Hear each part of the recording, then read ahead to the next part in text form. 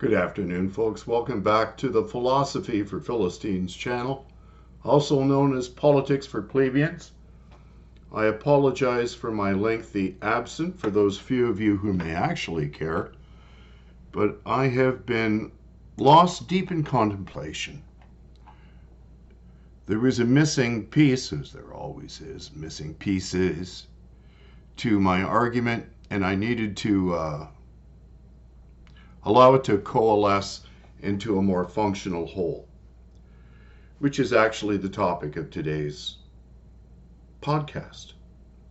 We live in a fragmented world, a world dedicated to the atomization of understanding, a world governed by scientism rather than science. This is a world dominated by the left brain. It is a view of the world which is lacking in gestalt. Today I would like to discuss with you why scientism has become an ideological parasite. Scientism is the result of looking at things detached from the whole to which they belong. Therefore, today we are seeing many examples of the unintended consequences of our collective actions.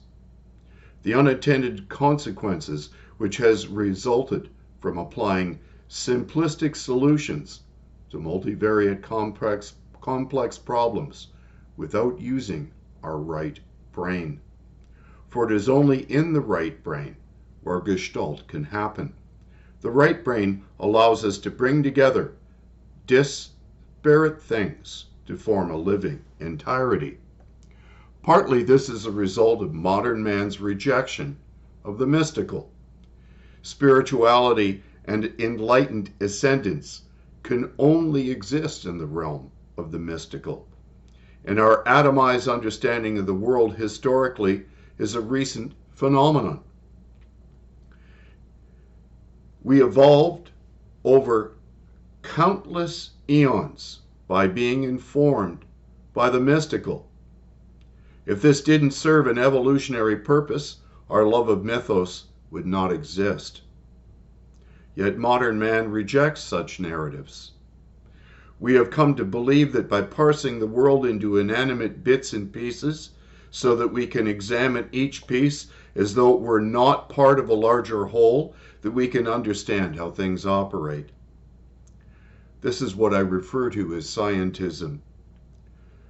But evolutionary biology, in specific human evolutionary biology, rejects such a view of the world. The human brain evolved complex mechanisms of intuition that exists only in the right hemisphere. It is in the right hemisphere the detached and disembodied can become embodied to present a living whole. One of the great problems in developing artificial intelligence is that we do not understand how our intuition operates, why it so often informs us correctly without us understanding the processes of how we arrived at our conclusions. Moreover, if we were to stop and try to explain how we make such judgments, we would be unable to break down the processes to define them. It would be like asking a brilliant jazz musician improvising to break down their improvisation into each note. The instant one asks such a question is the very instant when the artist would become soulless and mechanistic. It is in the right brain that our sense of wonder occurs. Pilar erection, that's when your hairs in your back of your neck stand on end and you get goosebumps. Pilar erection is a phenomenon of wonder that happens when we are struck with awe over something we find deeply moving. Whether we're looking at a beautiful piece of art or listening to a moving piece of music, we experience patterns of discovery, and through their beauty, we encounter a heightened sense of enlightenment. By the same token, we instantly know if there is discord and lack of harmony when we encounter the ugly or the mechanistic without being able to define why we perceive these things to be so. The same may be said for spiritual experience, which evoke a feeling of being in the presence of the divine. Experiences which this materialistic world rejects. This atomized understanding of human existence has devolved life's mystery into meaningless collisions of matter in an endless cascade of creation and destruction. The result has been our present prevalent nihilism, the belief that there is no absolute truth, just subjective experiences, which is why postmodernists believe that we can be anything we choose to be at any given moment, since there is no reality, no way of looking at the world to bring things together into a meaningful entirety. Their faith in scientism fails to grasp that as much as we know, that we really know nothing. Real science is never settled. But how do we find meaning in a world rife with scientism? First, let me ask a question. If the materialists actually believe that there is no truth, then why wouldn't they allow others to find peace, joy, and satisfaction wherever it may be found, particularly in the belief in the divine? After all, if there is no truth, why would it matter what anyone believes? The very fact that the materialists are turning our lives into an atomized dystopia is ipso facto proof that they do have a hierarchy of beliefs. It demonstrates that they do in fact believe in something. Otherwise, they wouldn't insist that we believe as they do. Yes, their own belief system deconstructs itself because they have rejected the mystery, and so they live in a contradiction resulting in cognitive dissonance. Cognitive dissonance results when the right and the left hemisphere can't agree, and so therefore our brain begins to conflict its own self. It instinctively knows there's something wrong, but it can't determine why, because it's not living in balance with itself. To the ancient Greeks, logos, which describes a left brain way of looking at the world, was not where the ultimate truth was to be found. No, the ancient Greeks' ultimate truth was to be found in mythos. The stories which for countless eons humans have told, which help to define in metaphorical terms this infinitely complex world. The stories which are found in mythos are truer than if they were scientifically true. Science tells us nothing about why we see a dynamic, ever-changing, and potentially dangerous world the way we do, and why we react to it as we do.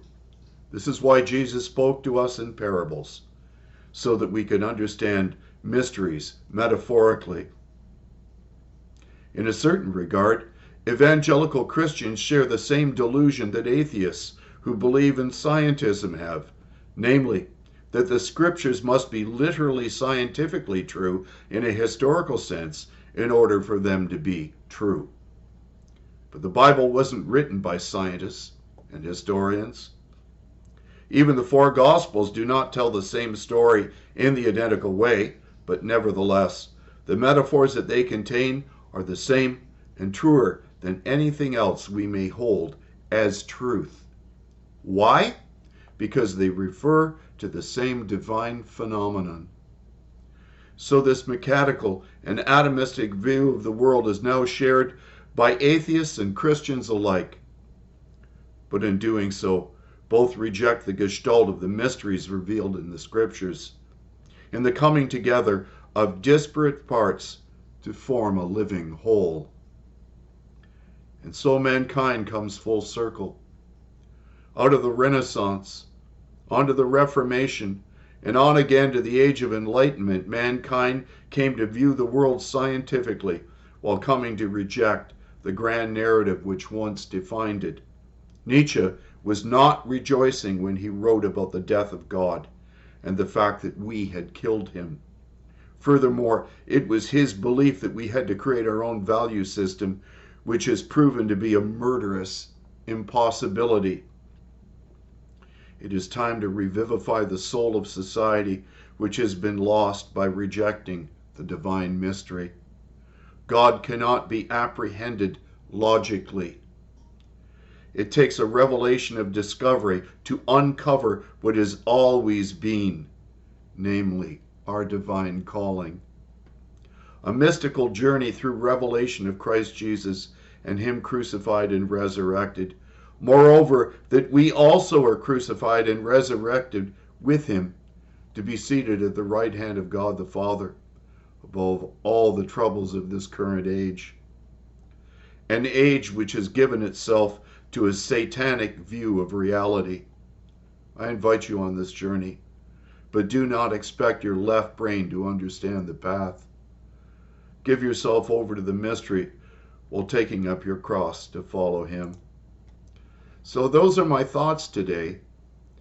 And these emergent ideas that I have about left versus right brain and this holistic understanding of why we can't parse things up into bits and pieces to make sense of them. The scientific method has its uses, but it has resulted in an awful abuse of what is being called today settled science. God bless you. Have a great day.